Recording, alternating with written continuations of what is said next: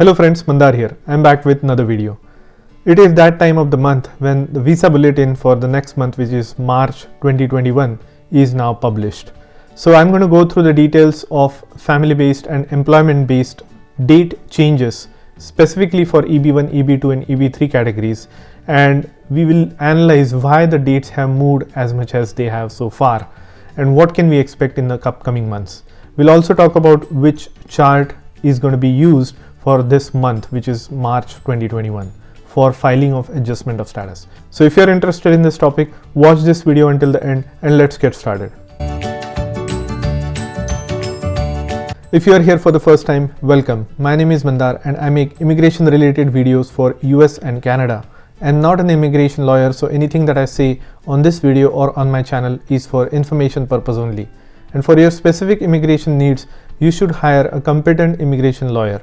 So the March 2021 visa bulletin was published today morning. So we'll do a side-by-side comparison of February versus March visa bulletin. Now note that the March visa bulletin does not take into effect until 1st of March. So until the end of February, it is the February visa bulletin that will be in effect. So although they publish it a few days earlier, it doesn't take into effect until the 1st of the next month. So with that in mind, let's look at the side-by-side comparison. So here, as you can see on the travel.state.gov site, we already have the March 2021 visa bulletin. So I have split the screen into two, and on the left hand side you can see the February 2021 visa bulletin, and on the right hand side we have March 2021 visa bulletin. So now let's come down. First, let's look at what have been the changes on the final action dates for family sponsored preference category. So as you can see, the dates for all chargeability for F1 have not changed. China mainland has not changed. It is changed by 1 week, from 15th of September to 22nd of September. The same for India, from 15th to 22nd. For Mexico, it has changed from January 22nd to February 8th. And for Philippines, it has changed from January 1st to January 8th. So not a significant change in F1 throughout across the board. For F2A, it's all current and it stays the current for March 2021.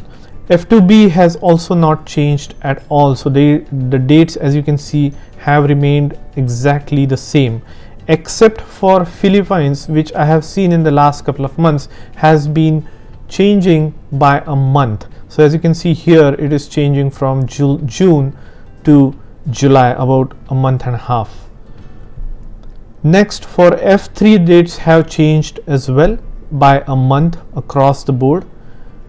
For F4, they have changed slightly by about a week in every category. That is all in the final action dates for family sponsored preference cases. Now the thing to note here is, except the F2A category, everybody else in the family category is using the filing date chart. So only the F2A category is using the final action date chart. So that is something to note. So as long as your dates are within the filing dates chart, which is the one that I'm showing you right now for family case categories, you can go ahead and use these dates for filing your adjustment of status, except F2A. Now let's come to employment based final action date chart, and this is the chart that matters for employment based category, because currently USCIS is only using final action date chart for employment based categories. So for EB1, as you can see, the dates have significantly moved for mainland China as well as for India. So they have moved from January 1st of 2020 to August 1st of 2020, both for China and India. They are going along hand in hand, and the dates have progressed by almost 7 months, which is very, very significant. Now for EB2, you can see the date for China has changed only by a month, from 15th of June 2016 to 15th of July 2016. For India though, the dates for EB2 have changed by almost more than 2 months. So from 12th of October 2009, now the date is 15th of January 2010. So which is significant because in the last couple of months we have only seen few days of progression for EB2, but now we are seeing some big progression for EB2. So this is almost 3 months of progression for EB2 India, which is a great news for people who have been painfully waiting for a long period of time for their final action dates to progress.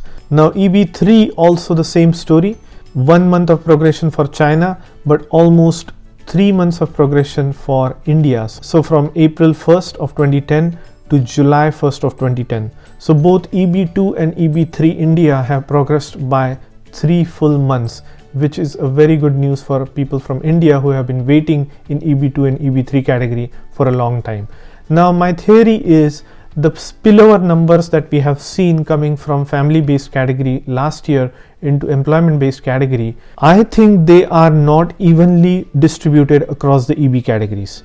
Although a lot of people have posted comments on my previous videos that these numbers should be evenly distributed, my theory is that they are not evenly distributed. So basically EB5 gets them first, now then the EB1 gets the next lot, and then they trickle down to EB2 and EB3. So that is my personal theory. Now why I say that is because in the last several months we have seen EB1 progress by leaps and bounds, and EB2 and EB3 hardly progressing by few days or up to a week or so. Now all of a sudden now we are seeing now that EB1 is catching up to current and I expect in the next month or two they will be current. EB2 and EB3 will start getting those spillover numbers from family based category from last year's numbers, and we will see progress of EB2 and EB3 by months in the next several months. So by the end of this fiscal year, I wouldn't be surprised if the EB2 dates progress 2011 for both EB2 and EB3. Now let's look at if USCIS has made any changes to the use of chart, which chart they can use for family based versus employment based. So this is the site that tells you which chart should be used for both categories of visas. So as you can see here in the family sponsored filings, F2A category will continue to use final action date chart until the end of the month February, whereas the rest of the categories will use dates of filing chart. For employment based category, all the categories will use final action date chart for February. Now I'll just refresh this page to see if they have posted for March, but I am expecting that they will continue to use final action date chart for employment based category as well. So I hope you got some good news out of this visa bulletin that has come in March. We can expect to see some faster progression in the dates for EB2 and EB3, especially for India in the upcoming months as the spillover visa numbers start trickling down to EB2 and EB3. But that was just my theory. So I hope you got value out of this video. If you did, please hit the like button and consider subscribing to my channel, and I'll see you in the next one.